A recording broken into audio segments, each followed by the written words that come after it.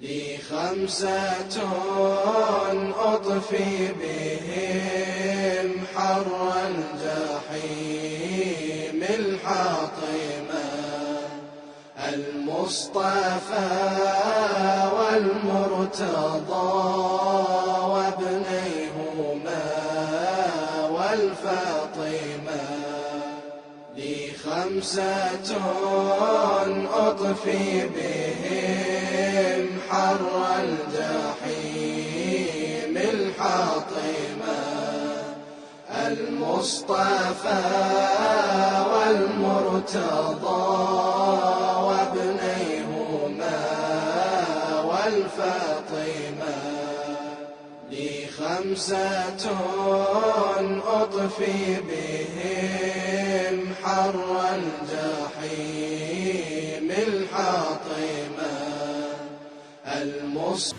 Ikhwan akhwat, yang dilakukan oleh Nabi Allah Ibrahim adalah untuk Allah Subhanahu wa taala. Kurban yang dilakukan untuk Allah Subhanahu wa taala.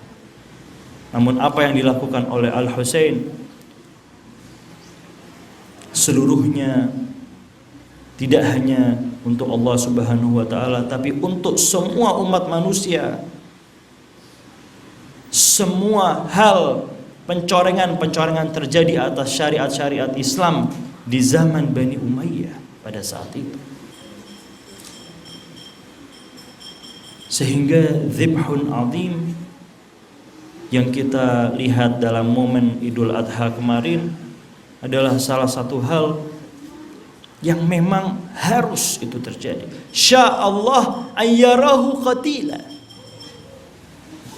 adalah kehendak Allah untuk melihat Al-Husain ini terbunuh. Dan memang saat itu umat manusia tidak ada lain bisa disadarkan dengan apa? Dengan darah-darah Al-Husain, darah keluarga Al-Husain, auladil Husain, ashabil Husain.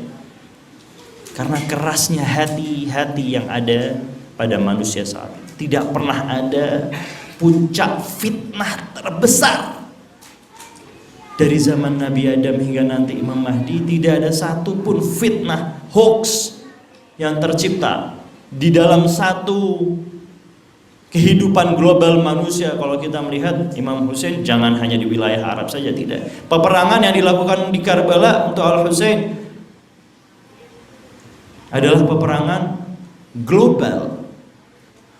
73 bahkan dalam riwayat 83 dari pasukan Al-Husain melawan 10.000 pasukan itu tidak hanya yang diikuti oleh orang-orang Arab saja, tidak.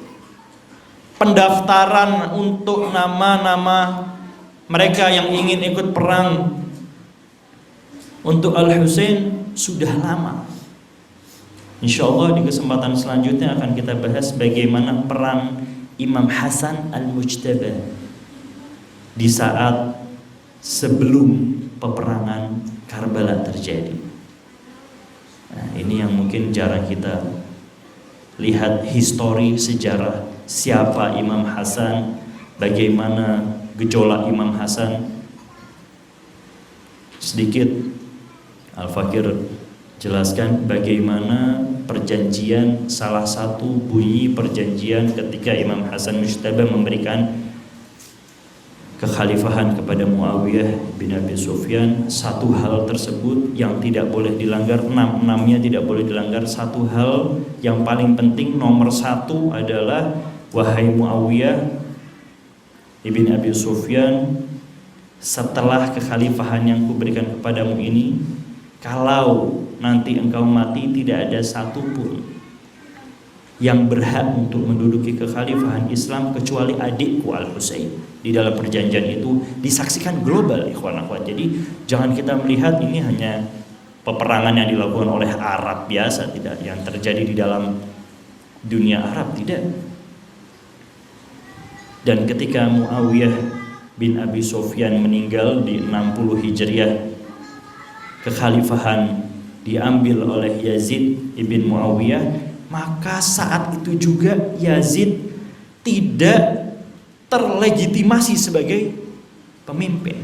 Saat itu Penggosopan atas kekhalifahan sudah terjadi, dan saat itu Al-Husain tidak boleh tinggal diam. Bukan dalam mengambil kekhalifahan, tidak. Sama seperti ibunya Sayyidah Zahra alaihissalam ketika tanah Fadaknya diambil. Begitu juga Al-Husain di dalam fakta sejarah Imam Hasan Mujtaba dan Muawiyah ini, saat itu juga Yazid sudah melakukan kezaliman dan harus kepada seluruh Bani Umayyah. Saat itu Imam Husain, kalau kalian masih ingin berbaiat kepada satu orang ini, fa'alal islami salam, ucapkan selamat tinggal kepada Islam.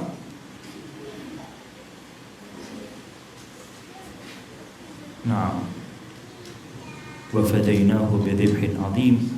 Penyembelihan adalah qada atas seluruh nabi-nabi Allah dari Adam hingga Muhammad.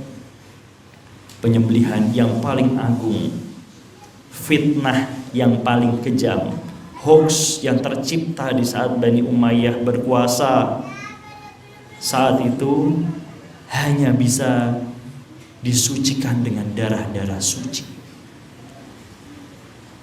Dan apakah 73 orang tadi ini tidak dibantu dengan orang yang lain? Apakah 73 manusia saja yang benar-benar cinta kepada Al-Husain? Tidak. Ternyata pada malam-malam ini 1 sampai 9, 1 sampai malam ke-10 Muharram ini, Imam Husain mendudukan semua sahabatnya, keluarganya di dalam kemah-kemahnya, ditanya, apakah kalian masih punya utang? Masih punya hak-hak orang yang ada di dalam dirimu?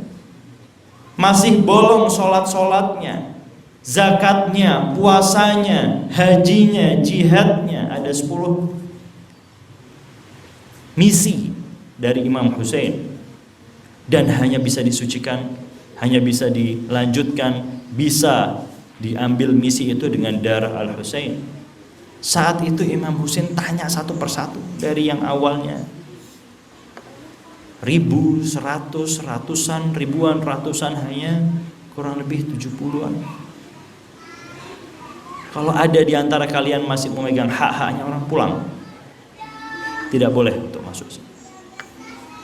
Masih ada hutang-hutang yang harus dibayar, masih ada hak-haknya orang, puasa-puasa, zakat-zakat yang harus dilakukan. Anda jangan masuk di dalam kafilah ini. Jadi 73 ini adalah, ya kalau kita lihat nanti di Imam Mahdi tidak lebih dari 313 ikhwan akhwat yang benar-benar menjadi pengikut Al-Mahdi ini. Bukan maksum, tidak, mereka juga sama berdosa, tapi haknya seluruhnya, amalan 10 hal yang dikorbankan untuk Al-Husain ini semuanya dilakukan, dan semuanya adalah untuk kita sendiri. Apa gunanya Al-Husain? Penyembelihan semuanya, pengorbanan Al-Husain tidak lain adalah karena kerasnya hati kita untuk nangis saat sholat. Pernah kita nangis dalam sholat-sholat kita? Apakah kita pernah menangis dalam ngaji kita, dalam puasa kita, tiba-tiba kita menangis? Tiba-tiba kita ingat orang-orang yang kelaparan. Karena begitu kerasnya hati ini, membatu hati ini, sehingga susah untuk kita dalam beribadah, kita menangis. Padahal salah satu kriteria orang yang benar-benar ikhlas dalam amalan, dalam ibadahnya adalah dengan menangis.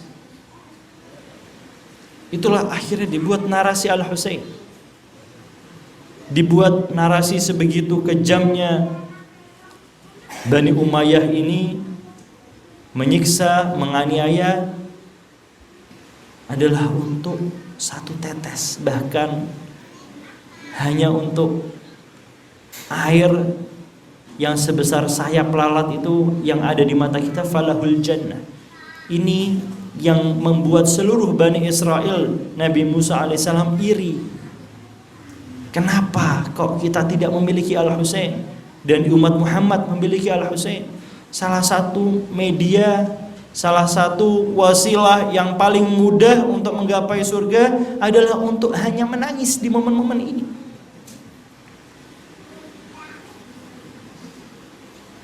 Dan kita tidak hanya menangis malam-malam ini, bahkan banyak dari umat Muhammad masih melakukan pernikahan, bahkan pesta-pesta yang terjadi di malam-malam Muharram ini masih terus dilakukan. Begitu tidak bergeraknya hatinya umat Muhammad, sudah diberikan nabi lahir, nabi batin, sudah diberikan Al-Quran yang hidup dan Al-Quran yang ada di hati mereka, kok masih saja tidak bisa memikirkan bagaimana Muharram, maka bagaimana dosa-dosa mereka, maka bagaimana Muharram ini adalah salah satu media yang paling mudah untuk kita mungkin bisa tafakkur sa'ah.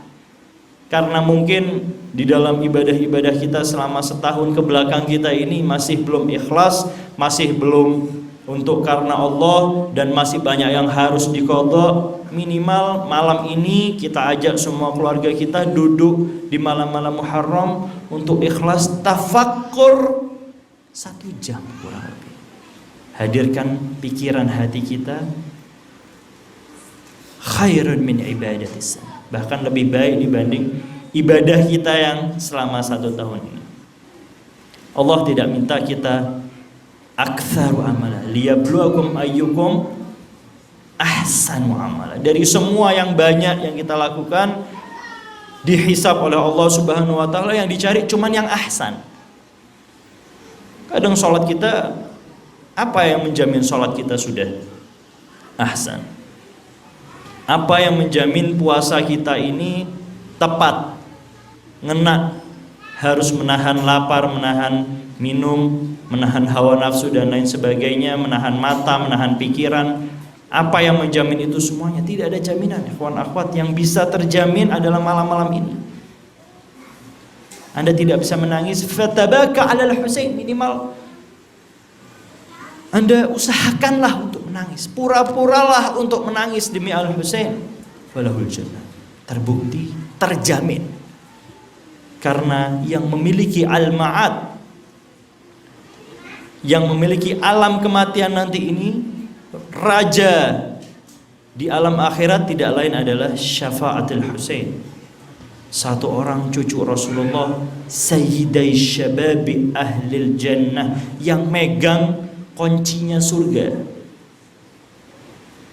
Amalan-amalan kita semuanya tidak ada yang bermanfaat kalau tidak diniatkan kepada Allah dan berterima kasihnya kita atas pengorbanan Al-Husain 61 Hijriah 10 Muharram.